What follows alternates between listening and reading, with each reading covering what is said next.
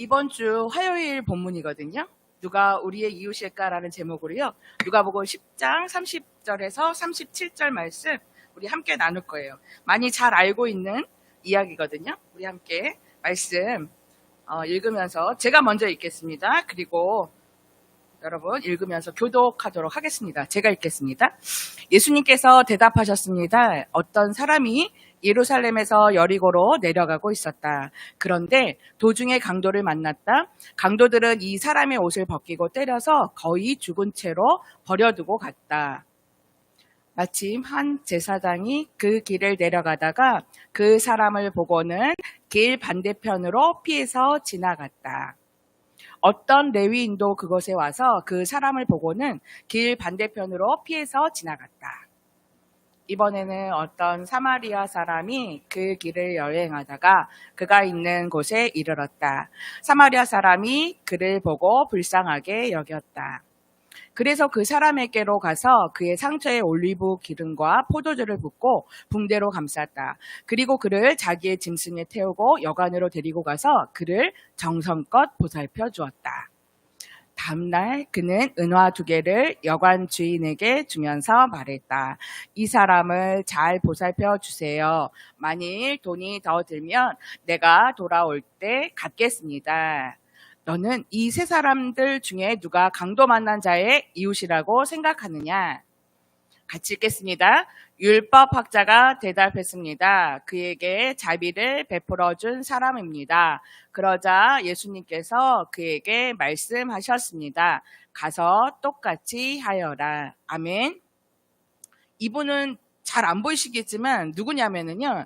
그 시각 장애인으로서 이렇게 유튜버로 활동하고 있는 김한솔이라는 분이에요. 근데 이분이 시각장애인이 원래부터 타고날 때부터 된 게 아니라 고등학교 때 갑자기 눈에 질병이 생기면서 시력을 상실해가지고 고등학교 다니던 데를 이렇게 중퇴를 하시고 자퇴를 하시고 나서 맹인학교에 가가지고 대학도 이런 사회복지학과 이런 장애인이 가는 곳 말고 자기는 경영학과를 공부하겠다 그래가지고 건국대 경영학과를 공부했는데 이 점자나 이런 것도 잘 안 돼 있고 대학에서 공부할 때 무지 어려웠다라고 이야기를 하시더라고요. 근데 이분이 이제 유튜브에다가 본인의 이렇게 일상을 이렇게 나누면서 장애인이라고 힘들게 이렇게 살아야 될까? 그러면서 되게 긍정적인 그 생각을 가지고 이렇게 유튜브에다 일상을 올리는데 많은 사람들이 이렇게 공감을 눌러주는 것 같아요. 근데 이분이 어느 날 이렇게 버스를 타고 이렇게 어디를 가야 되는 곳이 있어가지고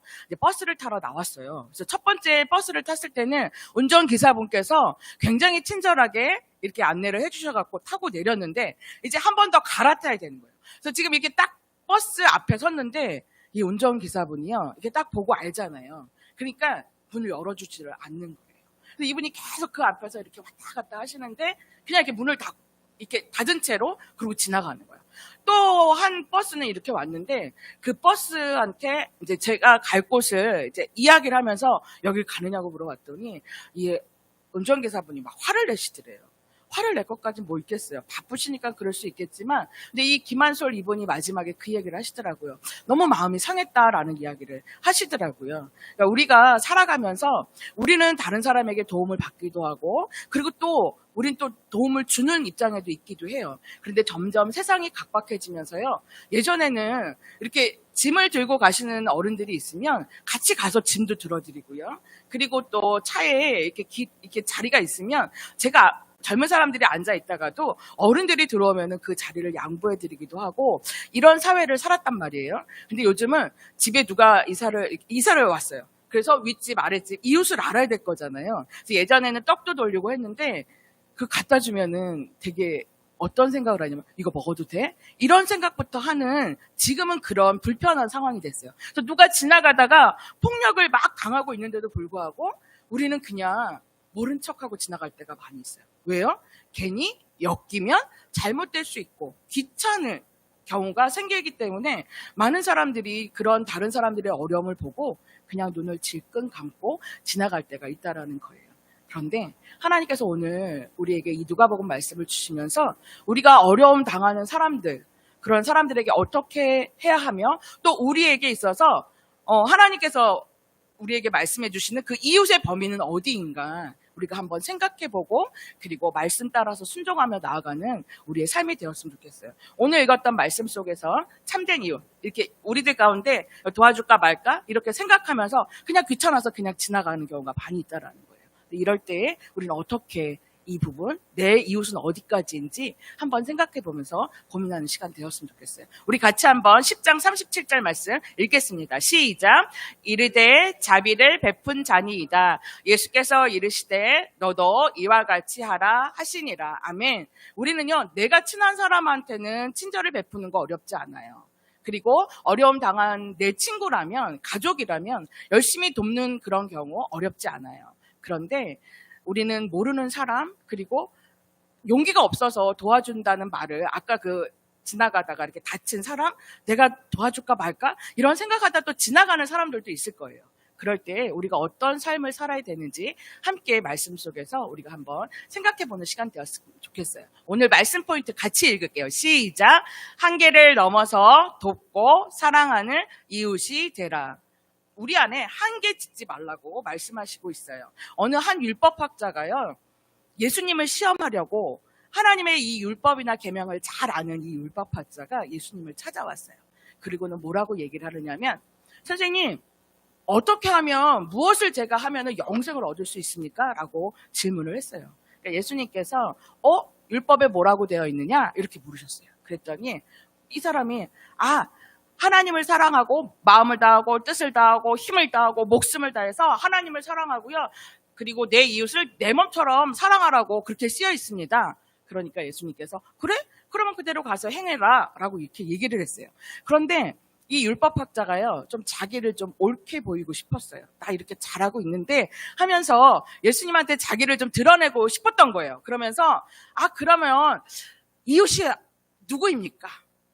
자기는 잘하고 있다라는 거예요. 이웃을 사랑하고 하나님도 사랑하고 이렇게 잘 살고 있는데 그렇다면 내 이웃이 누구입니까? 라고 이렇게 물어봤던 거예요. 그러니까 예수님께서 이 질문에 다시 질문을 던지시면서 한 이야기를 들려주시는 거예요. 그래서 오늘 그 비유 이야기를 통해서 우리의 이웃이 누군지 한번 점검해 볼 거예요. 예수님께서 이 율법학자에게 이야기를 해주세요. 예루살렘에서 여리고로 내려가는 길에 어떤 한 사람이 있었는데 강도를 만난 거예요. 근데 이 지역이요, 예루살렘에서 여리고로 내려가는 그 길이 약간 험하고 외진 곳이어서 이런 위험한 일들, 강도 당하는 일들이 굉장히 많았대요. 그래서 어떤 사람이 이렇게 지나가고 있는데 강도들이 와가지고 이 사람을 막 때려가지고 옷을 뺐고요, 거의 죽기 일보 직전이 됐어요.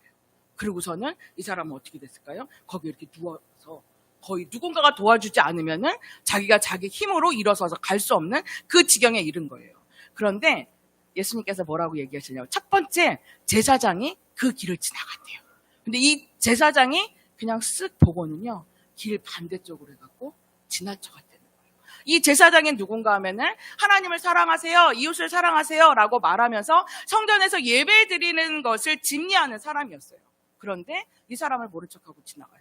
또 그 다음 사람, 두 번째 사람이 누구냐면 레위인인데, 이 레위인도 제사장하고 똑같이 이 거반 다 죽게 된 사람을 쓱 보고는 모른 척하고 그냥 길 반대쪽으로 지나갔다는 거예요.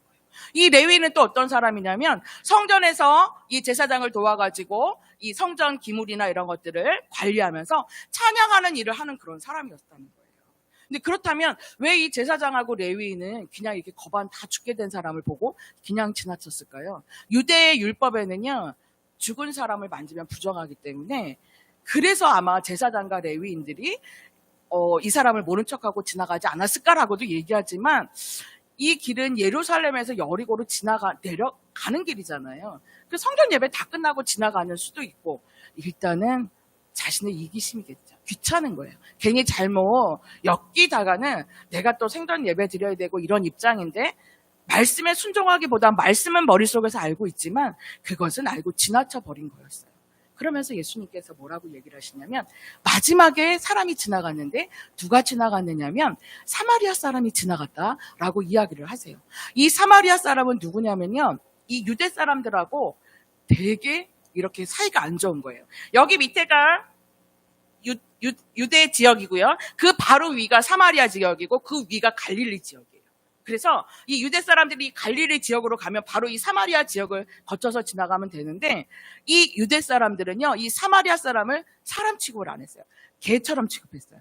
왜냐하면 유대 사람들은 자기의 혈통, 하나님 앞에 선민 택한 백성이다라는 이게 되게 강했는데, 이 사마리아 사람들은 외세의 침략으로 인해서요, 다른 사람들하고 다 많이 섞여가지고 이 사람들은 우리하고 같은 민족이 아니야라는 생각을 갖고 있었기 때문에 이 사마리아 사람들을 개처럼 취급했어요. 그래서 사람 취급을 안 했단 말이에요. 그런 사마리아인은요, 이 거반 다 죽게 된 사람을 보고, 이 사마리아 사람도 보고 이 사람이 유대인이라는 걸 알았을 거예요. 그런데 불쌍히 여겼어요. 그리고 가서는 그 사람을 돌아봐주고 상처에다가 올리브 기름이랑 포도주로 소독을 해주고 상처를 싸매줬어요. 그리고는 자기가 타고 있던 짐승에다 이 사람을 태워가지고는 여관으로 갔어요. 그리고 돈을 주면서 뭐라고 얘기했냐면, 주인한테 내가 일을 보러 갔다 올 건데 그 사이에 이 사람을 돌봐주세요. 만약에 돈이 더 들면 내가 돌아와서 돈을 더 지불하겠습니다 라고 이야기를 하고 떠났어요. 그러면서 이 이야기를 하시는 거예요. 예수님께서 뭐라고 얘기하시냐면, 이 세 사람 중에 누가 강도 만난 자의 이웃이냐라고 물어봤어요. 그랬더니 이 율법학자가요, 이렇게 얘기하는 거예요. 자비를 베푼 자입니다. 이렇게 얘기했어요. 사마리아 사람이라는 그 말, 사마리아인이라는 그 말조차도 입에다 담기 싫어서 자비를 베푼 자입니다. 이렇게 이야기를 했어요. 그러니까 예수님께서, 그래? 그럼 너도 가서 이와 같이 자비를 베풀어라. 이와 같이 행해라 라고 이야기를 했어요. 이 율법학자는요, 자기 안에 이웃을 이렇게 딱 한계를 지고 있었던 거예요. 예수님께서는 그걸 알아보셨어요. 우리 안에, 이 사람은 나하고 친한 사람이야. 이 사람은 내 가족이야. 그러니까 도와줘야 돼. 어려움 당했을 때 내가 함께 해줘야 돼 라는 생각들은 갖고 있을 거예요. 그런데 나하고 조금 쟤는 좀 싫어. 왜냐하면 너무 시끄럽고 쟤만 있으면은 내가 뭔가를 집중하기가 어려워. 그리고 제가 하고 같이 일을 하다 보면은 뭔가 자꾸 일이 잘 못 되는 것 같아. 이런 생각들을 가지고 한계를 지어요. 얘는 그냥 자기 알아서 하도록 그냥 둬야 되겠어 라는 마음을 가질 때가 있다라는 거죠. 근데 오늘 이 사마리아인의 비유를 통해서 우리 예수님께서 우리에게 해주시는 말씀이 무엇이냐면, 우린 누구나가 다 도움이 필요한 사람들이에요. 우리는 다 누구나가 어려운 일을 당할 수도 있어요. 그러니까 예수님께서 우리에게 말씀하시는 것은 한계 정하지 마, 차별하지 마. 그러면서 그런 사람들에게 예수님의 사랑을 전해. 왜요? 예수님께서 이 땅에 오셨을 때요, 우리를 이방인이라고 차별하지 않으셨어요. 선한 사마리안처럼, 착한 사마리안처럼 우리에게 찾아와 주셔서 우리에게 구원을 베풀어 주시고 우리와 함께 해주셨어요. 예수님께서 우리에게 선한 사마리아인처럼 해주셨어요. 우리에게 그 사랑을 베풀어 주셨기 때문에 우리도 이 사랑을 받아서 이 사랑을 흘려보내는 사람이 되어야 된다고 오늘 우리 예수님께서 말씀해주고 계세요. 한계 정하지 맙시다. 차별하지 맙시다. 그리고 그 사람 있는 그대로 필요한 대로 우리가 함께 있어주고요. 손잡아주고요. 그리고 그 사람을 위해서 기도하는 일. 귀찮아. 하지 말고요. 가족들 안에도 뭔가 도움이 필요한데 내가 힘들면은 귀찮아. 몰라. 뭐라고 얘기해요? 다 몰라요. 이 고객센터나 뭐 이렇게 얘기해도 조금만 더 내가 수고를 해야 되고 그 사람을 도와줄 일이 위치에 있는데도 불구하고 뭐라고 얘기해요? 거기까지만. 몰라 이 소리를 우리는 입에 달고 있어요. 우리가 한 발 나가는 그런 그리스도인이 되었으면 좋겠어요. 그래서 우리 안에 이렇게 사랑으로 하나 되고 사랑을 흘려보내는 우리 모두가 되었으면 좋겠습니다. 이 선한 사마리아인의 이 행동 가슴에 기억하고요. 이번 한 주간 이렇게 이 이야기가 있네요.